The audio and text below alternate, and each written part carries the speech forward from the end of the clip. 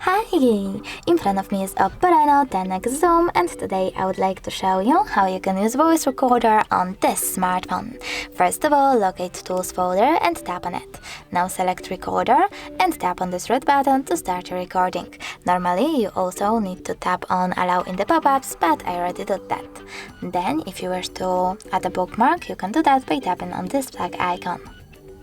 If you wish to pause your recording, tap on the same red button. If you wish to end it and save it though, tap on the check mark. Now you can name it however you wish to and delete it right away by tapping on the bin icon, or save it by tapping on the check mark at the top right corner. As you can see, my recording was successfully created. You can play it by tapping on it. You can delete it by holding it, clicking on this bin icon, at the bottom right corner, and selecting Delete All Recordings. Thanks so much for watching. If you enjoyed this video, don't forget to leave a like, comment and subscribe. Bye!